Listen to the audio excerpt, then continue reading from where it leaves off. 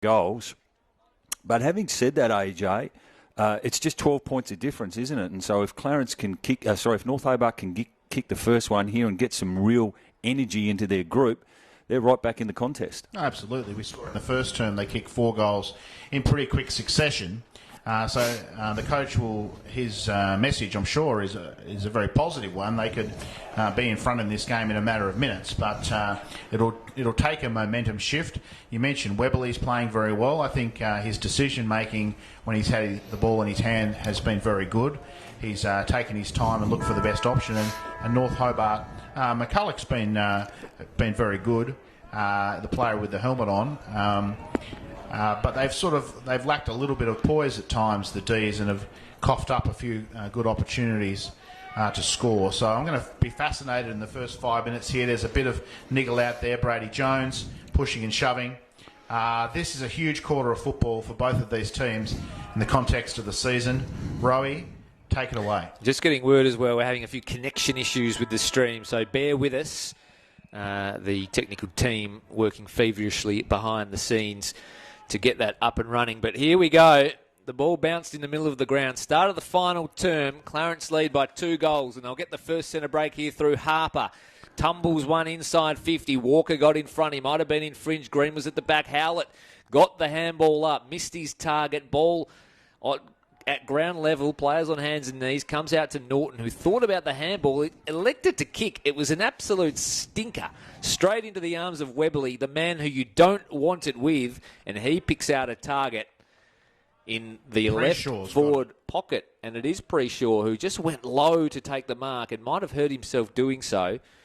That's Ollie Preshaw who's got it over there, and he's going to have a very difficult chance to kick a goal. But if he does, Brownie, well, what an error coming out of defence there from the D's. Yeah, Baxter Norton. We mentioned his kicking was a little off today. Normally pretty assured by foot, but it was a lovely spearing pass from Webberley. You mentioned, AJ, it's a tough area to kick goals from, young Preshaw. So Preshaw, this would make it very, very hard for North Hobart. Kick is on its way. It was a low ball across the face of goal. It's knocked through for a minor score. So Clarence failed to take full toll on that occasion. A tough kick, however, and it comes from the D's. They need goals and they need them quick. Allen couldn't take the mark at ground level. There's young Banks who got it to Jones, who just had a bit of time and space, swung around onto the preferred, kicked it long and high towards the goal square, and Kilpatrick got back and took a defensive mark. Had more time than he thought there, Brady Jones. He could have really kicked the ball with more power. In the end, it didn't make the distance. North Hobart try desperately to get the ball outside of their defensive 50. Kick down the wing is high. Up goes Steele. He's tough in the contest. But Clarence again win it at ground level. Handball over the top, and they'll go inside 50 once again. Who's there? Oh, could he be pushed in the back? Holmes. No, said the umpire, play on. Handball comes out. Hamish Allen's got to bend down a long way to pick it up, and he does. But his handball's no good. Left foot kick across the face from Clarence. 2-on-1. D's have to get the ball out here. But Clarence have the numbers. Josh Green lurking. Ball over the line. Green says, was it deliberate? Umpire says, no, toss it back in. And they'll do just that. 20 metres round from Clarence's goal, who lead by 13 points at the start of this last quarter. And at the moment, it's hard to see the D's kicking 3 goals, but momentum can shift. Kick around the corner, Holmes. Worth a try, but out of bounds on the full. And that was Noah Holmes. And the D's have to get it cleanly out of their defensive 50, or it's going to be a long quarter. Brownie. Spot on. And short kicks no good. Cut off by Jones. And there's some nervous possessions in the back half of the D's. And Brady Jones, we've seen his clean hands behind the stumps. Well, clean hands and chest there. And he could make this a monumental task for North Hobart if he can kick truly from about 30 metres out. Brady Jones, he is a sporting professional, and he misses. It's a tough place to kick goals from. I'm not sure why, but they often finish up on the near side. But Huey Williams with a bad kick out of the back half there, and they just haven't been able to transition in the first 4 or 5 minutes here. North Hobart, it's been played in Clarence's forward 50. So 2 let-offs early for North Hobart. They're still in this game if they're good enough. Unable to be one out of the congestion. Bailey did get his kick away, only as far as a North Hobart player, though, in Pepin. He was thought about playing on. He went back the other way, spotted McCulloch free. Kick was a good one. He takes the mark. Away they go, the D's. Middle of the ground now. Kick is good from McCulloch. Finds Norton. Had the turnover earlier, but this kick is a little better to a dangerous spot at right half forward, but it will elude his teammate and bounce out of bounds for a boundary throw-in. And, yeah, the usage is, again, from Norton, who you feel he's trying to create something, but he's just not executing as he would like. Well, they tried to come back in through the corridor with McCulloch's kick. So the double palm down came from Allen, but it'll be out of bounds once more. So 6:13:49 Clarence lead. North Hobart 5-5-35. 14 points the margin. Just starting to get away from North Hobart because they haven't kicked a goal since early in the second term. Bobbling around now. Here's Gardner. Got rid of a tackler. Got it off to Jackson. Quick kick out of the congestion. Up towards Green. He couldn't hang on to the mark. Williams gave it to his namesake in Williams. Handball from Walker was good. Out they come through. McGuinness. Kilpatrick. One Great way kick. than the other. Good kick to McCulloch in the helmet. That's an awful ball. It'll be picked off by Webley, who's been magnificent today. Tackle was a good one, though. Here's a chance for Willis. Flying shot on goal will miss. Well, Sam Collins wants it back. Oh, no, it's actually a free kick the other way, boys. I think the tackle lingered from righto. Sam Collins.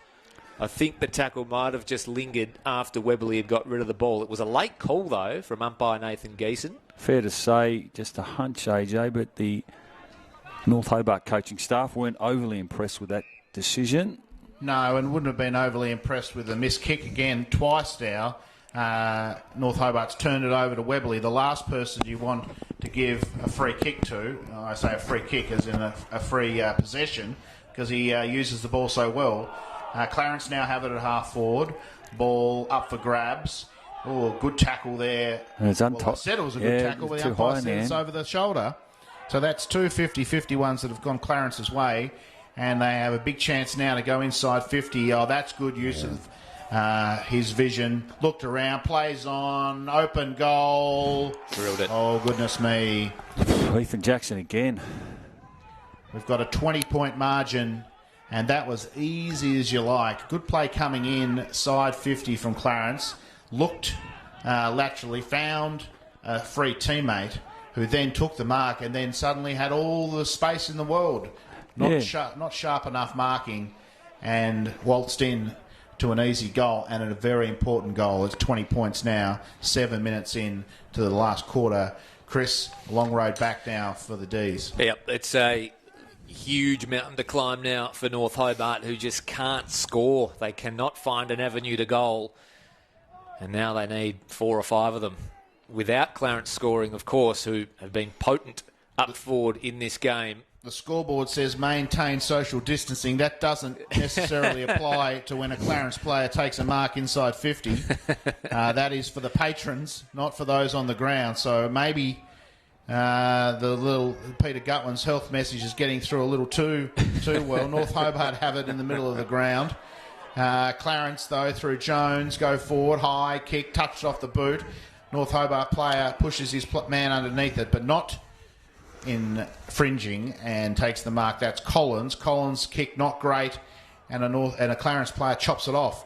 And the Roos again have a chance to come forward. Kick across the ground to that man, Brownie's man, who's playing very nicely indeed. Davis, I should say. I was going to call him Divine, but Ollie Davis. Roos a chance now at half forward. Quick kick forward is good. Puts North Hobart under pressure. Williams, can he clear? Short kick's good. And Sandrick's taken a mark. Just got to calm it down here, the D's, and send it forward. Sandrick, long ball toward a wing. Flyers will come, as will the fists. It's over the back and out of bounds. Well, North Hobart are trying to go through the corridor, and they do have to be brave with the footy now because time's their enemy. 21 points. They seem to be stuck on 5 goals for a long time. They've got the ball users to be able to do that. They just haven't executed it all today with those aggressive bite-off type kicks as it comes in again. Here's Sandrick that goes after it. Gee, Willis was clean at ground level, fed off a handball to a teammate. Inside 50 they go now, North Hobart. They're in desperate need of a goal. Can Hardy conjure something? He went one way, then the other. Here's Fisher. He works some magic. Handballs at forward. Hardy goes again. Good tackle from Wiley, who just rode him into the deck. And we'll have a ball up as it's all locked in. Well, Hardy was casting the role of a rover there. Not normally his modus operandi, so they just need some small forwards when the ball hits the ground, North Hobart. And Jeff Fisher's been very, very quiet. He can be the man to spark them. Out it comes in the Walker direction, just paddles it to his advantage. He ended up grabbing the footy, but he's really well wrapped up by Green. He did well. It was a good attack on the footy from Walker. He didn't cough it up. So North Hobart get a chance now, and if they're to be... So 15 metres out from the North Hobart goal, can somebody find an avenue towards the big sticks? They won't on this occasion. Another stoppage. And Menzies gone out of the game, hasn't he? He looked their most likely forward early.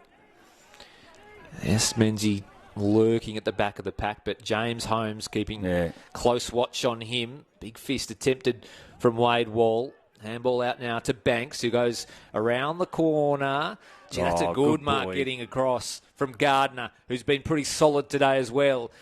Picks something he likes out across the ground. He made Howlett work. He couldn't get the job done. In the hands of Baxter Norton now. Uses a teammate in McLeod. Back to Norton now. Evades a tackler. Onto the left boot.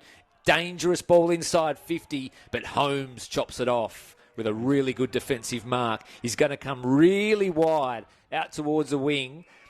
Holmes took the mark. They're away by hand now, the Roos. Can they land a knockout punch? Green flew, couldn't bring it down. Slapped towards the Buchner direction. Umpire says it's a free kick. Well, he's paid it against him for almost using his feet. It was the Toby Green it was the karate kick, wasn't it? The Toby Green rule with the studs up. Giro, you'd be excited in the last passage of play going back a minute or so. Sam Banks, left foot clearing kick. Darcy Gardner with a nice mark. We saw Noah Holmes feeding it off to Ollie Davis. The youngsters on show here for the Roos. Here's another one. This time a North Hobart player in Pepin. Short ball to Reeves. Gets it and goes. This is what they have to do, the D's. Kick towards half forward, but a really bad outnumber if you're a North Hobart fan. Bobbling ball at ground level. Buchner lays a tackle on Hardy. McCulloch tries to scoop it up to Walker, who just kicks around the corner, but no one's home except for Holmes, who goes across goal and finds a target.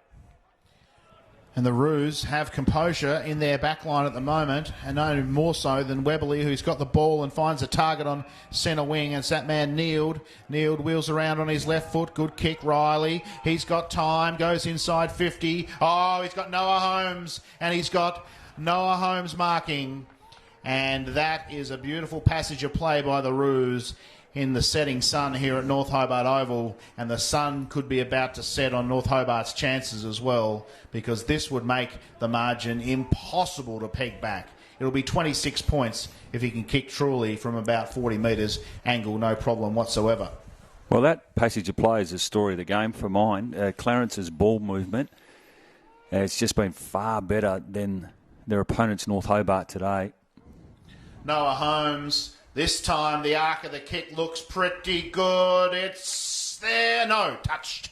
Just didn't have the length and punched across the line. So a glimmer of hope still for the D's. 21 points. But we're 13 minutes deep into this final term, and they just don't look like kicking a goal at the moment because the Roos bring it back again. High kick. Pepin, good mark. Going back with the flight. Does well and finds a teammate in Norton. Now, what does Norton do this time by foot? He's been hot and cold today. He's got an option in McCulloch on the wing.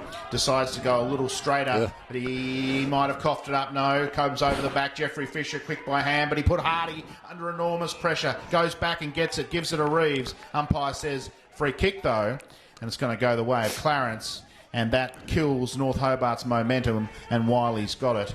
and he's going to take all the time he can. He goes backwards to Holmes, who's been, I think, excellent in this second half. He's got heaps of the ball. He's got himself in really solid spots in defence, and he comes out to the veteran in Bailey, and Bailey's got it, and he knows chewing the clock will have no problem at all for his side's chances of winning. Goes short and finds Riley, who was instrumental in that last passage of play. Seasoned campaigner Riley. He's got it in the middle of North Hobart Oval, goes inside 50. Noah Holmes the target again. Punched down, though, by the Ds. Holmes goes back in. He's pretty good for a big man at ground level. Kick out, and it might be Howlett who's taken a mark on his chest, tumbling forward. And Howlett has a chance. He might kick the match winner. Swings around on the right foot and dobs it. It's over here at North Hobart Oval. Clarence are going to register back-to-back wins in the TSL. They did it the hard way in the wet, and they've put their foot skills on display here today on a sunny afternoon at North Hobart. Brownie, that's the sealer. It is, and a nice finish. One of the better games I've seen Howlett play at the level row. And as you said too, AJ, it's the foot skills of Clarence. They were patient in that build-up. Bailey involved, and some of their kicking has got better as the game has got on. And North Hobart at one stage, you had Nathan Hardy, not Nathan's fault, but he was the one that was running past from a handball from Jeff Fisher. And Nathan, that's not his role, but unfortunately for them, it's beyond them now. Clarence will run out winners in this one. 27 points the margin here at North Hobart Oval. Clarence are going to win this one. But can North Hobart just find some sort of consolation, something to take away from the game? Sandrick's been quiet all day, sends a long, high ball towards centre-half forward. Unable to take the mark was Walker, but Menzie got a kick. Left foot ball inside 50. Dangerous positioning now. Can someone take a mark? They can, and Hardy. He's tried hard, but on a couple of occasions in this game, he's found himself as the role of a rover almost. And that has been so rare, that sort of passage of play for North Hobart in this half. Spot on. A chance to have a clear possession inside forward 50 or in range, and a chance to set up your best possible target. All the other forays forward have been rushed. Hardy kicks truly and gives North Hobart a consolation goal late in the piece here, but they were stuck on 5 goals for so long. Now they've got to 6. But it is too little too late as Sandrick comes off and looks a little sore as well. Maybe he's carrying an injury. Might explain why he hasn't been as potent as he was last week. He battled really, really hard, throws himself in at absolutely everything and really works his butt off, but just hasn't had the game that he would have liked today, unfortunately for him. But North Hobart peg one back through Hardy, who's also tried pretty hard as well. Can they get another one out of the middle here? McCulloch goes to ground. Umpire says play on. Bodies converge on the footy. Green's there. He's been quiet today for Clarence, and a good sign for Clarence that they can win and win well without Josh Green having to have a major influence on the game. Allen goes up in the ruck. Green come over the back. McCulloch fighting hard to the death. Jackson wins out a looping handball defensively, concedes some ground. It's still just bobbling around in the middle of North Hobart Oval. No one can win a clean possession. Banks tried to, couldn't quite get it away. It'll come away now off the boot of Menzie, I think it was. But it's only as far as Wiley, who's got Howlett out wide, who's owned that wing this afternoon. Been really, really good. Long ball inside 50 now, looking for Holmes, who couldn't get hands to the footy. He's been a target for them too, Holmes. And you mentioned Howlett. We've said throughout the call, one of his better games at the level. They've got their season back on track, right, Clarence, haven't they? Yeah, and they're playing a pretty good brand of footy too. They're doing it in stylish fashion. Down it comes. Here's Jackson. He's been massive all day. Gives it to his running mate in Riley. Over to Webley. That's a good trio of players for Clarence. Inside 50 it goes. Collins had to go back with courage. Got hands to it. Couldn't reel it in. Still a chance now, Clarence. Collins goes in once again. Neild fell over. Collins once more. Got the handball out. They're not out of trouble yet, the Ds. Kilpatrick will find some refuge in the arms of Pepin, who takes a chest mark in the Ds' defensive 50. Cool under pressure in defence there, the Ds. Williams has it again, and Collins going back with a flight. He had Neil bearing down. That was good play before, but again by foot. They're let down coming out of defence, and the mark's taken by Samuel Banks. Now, I'll back him in to kick this, boys. He's outside 50. Big call. That's a big kick. We saw Holmes from closer not make the distance before. Brownie says, Banks. He says, Mr. Banks, have you got 56? Oh. No, Brownie, goodness me. He hasn't got within cooey. When I see Sam Banks next, I'm going to say, let me down. Look, he's normally a beautiful kick. A couple of interesting games coming up next week, though. AJ, for North Hobart and Clarence. Yeah, exactly. Well, North Hobart will have to beat Lauderdale, you would think. And then what about the other games today, Brownie? Did Lauderdale go away with it? It's another Howlett goal. again. Chris, tell us what happened there. Well, Howlett's taken it out of the congestion and snapped a goal from 45 and might just find himself in the votes this afternoon, Kieran Howlett. He's been really good. And I won't be in the votes after looking at Brownie's phone. Oh, no, that was my fault, AJ. No, that's okay. And I missed my man Howlett. Not sure whether he's any relation to the member for Prosser, Jane Howlett.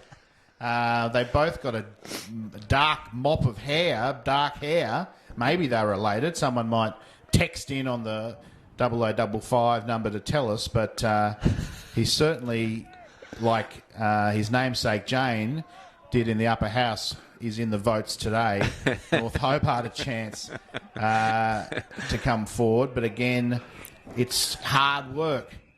And the umpires found a free kick. It's going to go the way of Clarence. Back in the middle. Now this margin's blown out 27 points. If you remember, it was the D's who led by, I think, 17 points might have been their biggest margin when they kicked the first goal of the second quarter. And Clarence come forward again. Long kick inside 50. Neil pushed under the ball, but put his hand in a good spot. Holmes goes in. Quick kick forward. Swinton. Across the face. Sorry, Swinton. Across the face, 33, not 34, both with a lot of the guys out there have hair that I would kill for. Or just hair full stop, I guess. But McCulloch, straight down North Hobart Oval, but the umpire says it's got to come back and do it all again. I'm not sure why. So deep into this match, Brownie, how'd you go with those scores from the other grounds? Well, I think the Tigers got back into it. They cut the margin to 21 points at halftime against Lauderdale. And Glenorchy were in front 4-2-26. But behind North Launceston 4-2-26 to Glenorchy 1-4-10. They are halftime scores. We'll update those shortly. As North Hobart try for another consolation goal. Short to McCulloch. I think he's been pretty serviceable today. Yeah, he's been really good. But he hasn't had enough support in the midfield. Kick around the corner. Oh, that's a lovely pickup.